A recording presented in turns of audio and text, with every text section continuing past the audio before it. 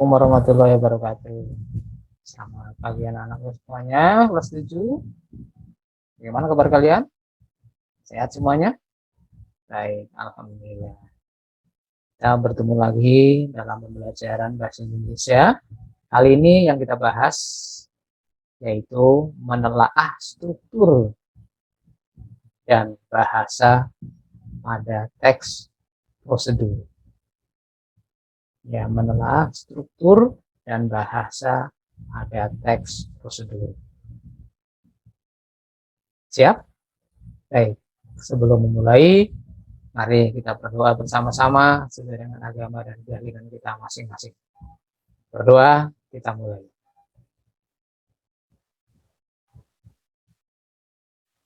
Selesai. Baik, terima kasih.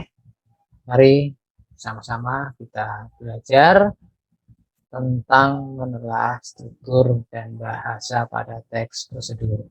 Siapkan buku pelajaran kalian, juga tentunya buku catatan.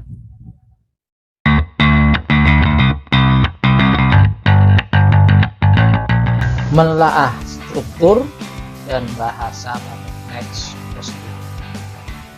Ya, pada pembahasan kali ini itu yang kita bahas. Ada dua. Satu, menelaah struktur teks prosedur.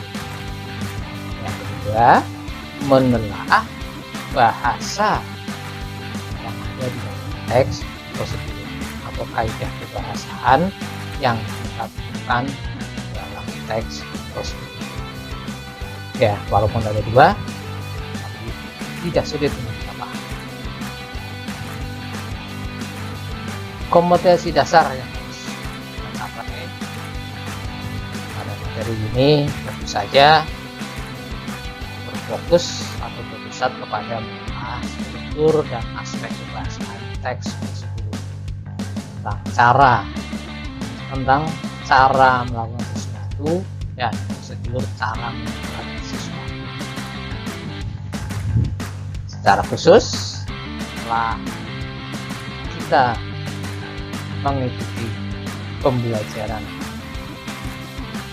kali ini, yaitu satu, mampu menelaah struktur teks prosedur, kemudian mampu membedakan jenis teks prosedur, dan ketiga, mampu menelaah bahasa dalam teks prosedur. Ya, ini target kemampuan atau kompetensi yang harus kita capai. Tidak sulit. Ya, sebelum kita memulai membahas tentang struktur dan kebahasaan teks prosedur, kita ingat kembali yang sudah kita pelajari pada pertemuan minggu lalu. Minggu lalu kita sudah membahas tentang menyimpulkan isi teks prosedur. Bahwa menyimpulkan isi prosedur berarti membuat ringkasan berdasarkan apa-apa yang diuraikan di dalam teks prosedur. Ini sudah kita lakukan waktu itu.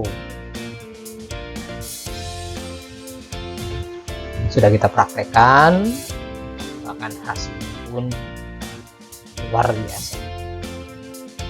Hasilnya sesuai dengan yang kita harapkan. Ini materi yang kita bahas pada pertemuan minggu yang lalu. Baik, sekarang kita mulai membahas bagian pertama, yaitu menelaah struktur teks prosedur. Menelaah berarti kita mengkaji atau menganalisis.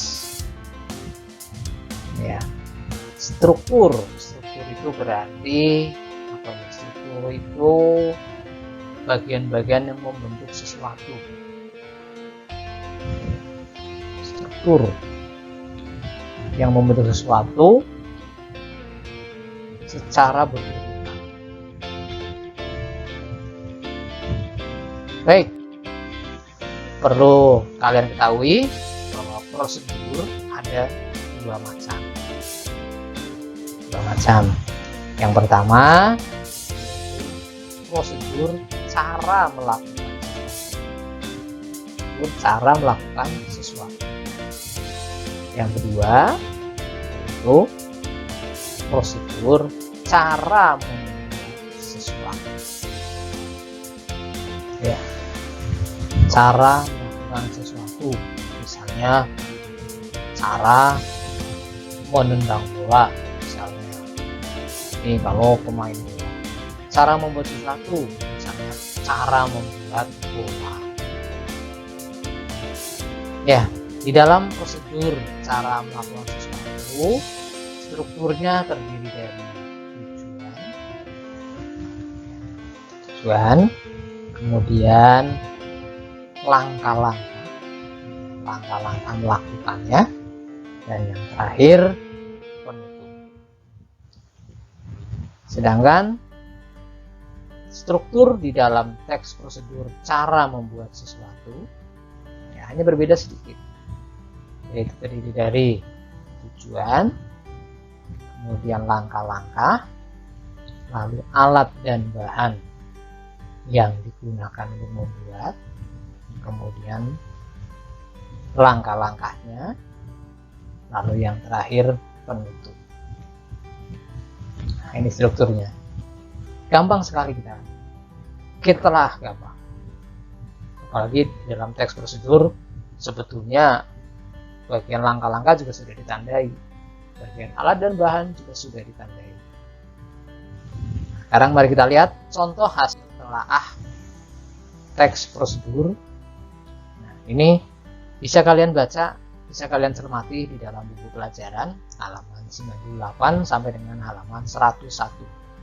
Di sana ada hasil telaah teks prosedur, cara membuat bubur Manado, dan cara mencuci tangan yang baik dan benar. Nah, kalau kita lihat sama-sama. Ini teks prosedur cara mencuci tangan dengan baik dan benar. Berarti ini teks prosedur yang isinya prosedur cara melakukan sesuatu.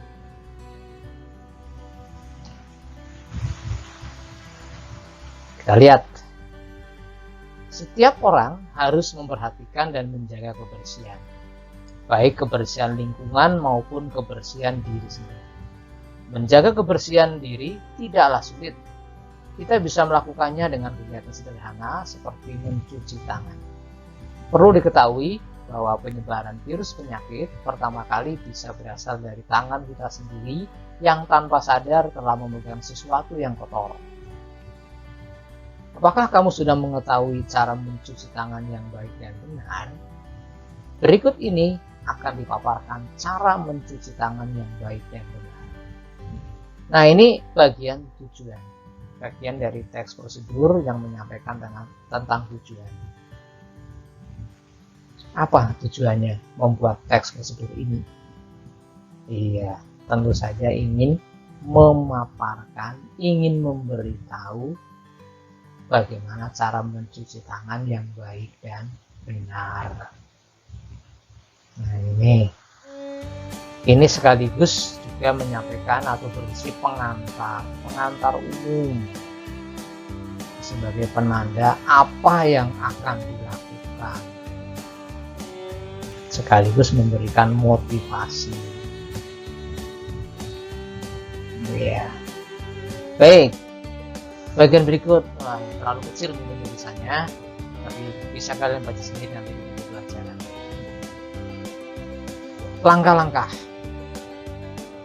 1. Basahilah tangan hingga pergelangan dengan air yang mengalir, kemudian tuangkan sabun ke telapak tangan 2-3 tetes.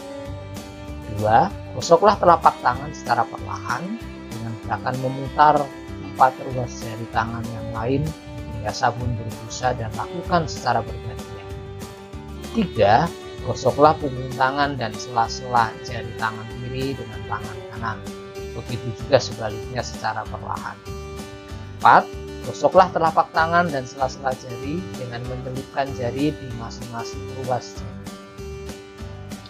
5. Pasangkan kedua tangan dengan posisi tangan kanan di atas hingga jari-jari tangan dalam keadaan saling mengunci. Lalu gosoklah secara perlahan dan ulangi gerakan tersebut dengan posisi tangan kiri di atas. 6. Gosoklah ibu jari tangan sebelah kiri dengan gerakan memutar dalam genggaman tangan kanan dan lakukan gerakan serupa pada ibu jari tangan sebelah kanan. 7. Gosoklah telapak tangan kiri dengan gerakan memutar ujung jari tangan kanan, begitu juga sebaliknya dengan telapak tangan kanan. 8. Bilaslah kedua tangan dengan air yang mengalir hingga busa hilang. 9. Keringkan tangan dengan handuk atau tisu sekali pakai sampai benar-benar kering. 10. Gunakan handuk atau tisu tersebut untuk menutup keran hingga air berhenti. Ini langkah-langkah cara mencuci tangan yang baik dan benar. Ini bagian langkah-langkahnya. Bagian penutup. Dengan sedikit peduli mencuci tangan secara benar, kita akan terhindar dari penyakit. Selamat menyongsong hidup sehat. Ya, ini bagian penutupnya. Bagian penutup ini bersifat pilihan. Jadi, maksudnya tidak wajib. Boleh ada, boleh tidak. Tapi sebaiknya ada. Karena kalau tadi ada pengantarnya, ada pembukanya, tentu saja kita akhiri juga dengan kata-kata yang menunjukkan akhir atau penutup. Baik, nah, jadi strukturnya terdiri dari tujuan, langkah-langkah, dan penutup. Contoh berikut, cara membuat bubur manado. Ini berarti teks prosedur cara melakukan sesuatu. Yang dilakukannya yaitu membuat bubur manado. Kita lihat hasil telaah strukturnya. Bagian tujuan. Menu sarapan super sehat dan kaya serat. Penambahan singkong dan ubi ungu selain untuk memperkaya warna dan gizinya, juga membuat tekstur bubur beras merah ini lebih bulat. Ya, ini sebagai pengantarnya. Sekaligus di sini menyampaikan tujuan bahwa di dalam teks ini nantinya akan disampaikan tentang cara membuat bubur yang super sehat dan kaya serat. Nah, karena cara membuat sesuatu, maka di sana harus disampaikan dengan jelas dan terukur bahan dan alatnya. Kita lihat bahan-bahan: 400 gram nasi merah, 200 gram singkong, cuci, potong dadu. Potong dadu itu maksudnya dipotong kotak-kotak. 200 gram ubi ungu, cuci, kupas, potong dadu. 2 batang serai digeprek. Serai digeprek itu dipukul sehingga kepeng. 1 ikat kangkung, cuci, petik daunnya, rajang kasar. 1 ikat bayam, cuci, petik daunnya. 1 buah jagung manis dipipil, ya, dipipil itu dirontokkan. 1500 ml air. Nah, ini bagian dari teks prosedur yang menyampaikan tentang bahan-bahan. Mana yang menyampaikan langkah-langkah? Ya, langkah-langkah itu isinya berarti urutan melakukannya. Karena membuat sesuatu berarti urutan membuatnya secara rinci. Ya, 1. Didihkan air. Masukkan berurutan nasi merah, singkong, ubi, jagung pipil, dan serai. Aduk sampai bubur mengental. 2. Tambahkan kangkung dan bayam. Aduk beberapa saat, jangan sampai terlalu layu. 3. Angkat dan hidangkan panas, ditemani ikan asin dan kerupuk. Ya, ini struktur yang menyampaikan tentang langkah-langkahnya. Langkah-langkah membuat bubur manado. Kemudian bagian penutup. Mudah, murah, dan sekaligus sehat. Sarapan sehat dengan menu makanan tradisional yang telah dikreasikan. Selamat mencoba. Baik, ini bagian penutup. Ya, jadi strukturnya seperti apa? Kalau teks prosedur, cara membuat sesuatu, yang pertama ada tujuan, yang kedua alat dan bahan, yang ketiga cara melakukan, berarti langkah-langkah, cara membuat, berarti langkah-langkah, dan yang terakhir penutup. Iya. Untuk selanjutnya, kalian tentu saja bisa menelaah teks prosedur apapun. Baik, itulah contoh hasil telaah struktur teks prosedur. Sudah dipahami kan? Iya. Baik. Secara keseluruhan, strukturnya seperti ini. Pertama, pendahuluan. Pendahuluan ini berisi atau disebut juga dengan tujuan. Kemudian alat dan bahan, tapi ini hanya khusus untuk teks prosedur cara membuat sesuatu. Kalau di dalam prosedur melakukan sesuatu tidak ada alat dan bahan. Kemudian langkah-langkah, dan terakhir penutup atau kesimpulan. Itu bagian pendahuluan. Nah, ini gambarannya. Kalau bagian pendahuluan ini bagian yang menyebutkan apa yang dibuat atau dilakukan. Nah, misalnya kali ini saya ingin menyampaikan tentang cara membuat bubur Manado. Pada bagian ini penulis mencoba menangkap minat pembaca pada produk atau kegiatan yang akan dibuat panduannya dengan menggunakan pilihan kata yang mampu menarik perhatian dan hindari ungkapan negatif seperti susah dilaksanakan atau akan memakan waktu lama. Ya, di sini sekaligus memotivasi. Nah, ini pendahuluan. Alat dan bahan, ini jelas. Udah, alat dan bahan tentu saja menyampaikan tentang alatnya apa dan bahannya apa. Nah, di dalam bagian ini kita harus menyampaikan alat dan bahannya dengan jelas dan terukur. Jadi kalau misalnya bahannya tadi misalnya nasi merah, sampaikan berapa banyak, takarannya berapa. Kalau kemudian di sana misalnya bawang merah, nah bawang merahnya berapa sih? Ya. Lalu langkah-langkah, ya langkah-langkah jelas menyampaikan urut-urutan membuat sesuatu atau urut-urutan cara melakukannya. Nah, bagian ini sebenarnya bagian yang paling penting karena prosedur itu sebetulnya tuntunan untuk melakukan sesuatu secara benar atau tuntunan membuat sesuatu dengan benar. Penutup atau kesimpulan ini tidak wajib, jadi boleh ada boleh tidak, tapi akan semakin baik kalau ada. Isinya ya pernyataan untuk mengakhiri pemaparan prosedur. Cara membuat penutup adalah dengan merujuk kembali ke hal-hal pokok yang disebutkan dalam pendahuluan dan ulang kembali dengan kata yang lain. Jadi kita menegaskan kembali apa yang tadi dibuat atau mengulang kembali. Tadi misalnya cara membuat bubur Manado. Nah, kita tutup dengan ya seperti itulah cara membuat bubur Manado. Tidak sulit bukan? Mari kita coba sama-sama, pasti bisa. Ada motivasinya. Kemudian ada ucapan selamat menikmati kalau membuat sesuatu. Selamat melakukan kalau cara melakukan sesuatu.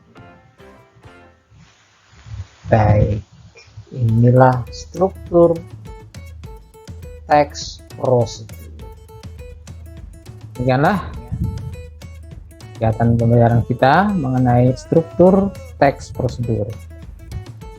Nah, selanjutnya untuk kebahasan atau bahasa di dalam teks prosedur akan kita lanjutkan pada pertemuan yang akan datang. Selamat beristirahat. Kita ketemu lagi pada pertemuan yang berikut untuk membahas tentang menelaah bahasa di dalam teks prosedur. Salam sehat, salam bahagia, dan tetap semangat. Assalamualaikum warahmatullahi wabarakatuh.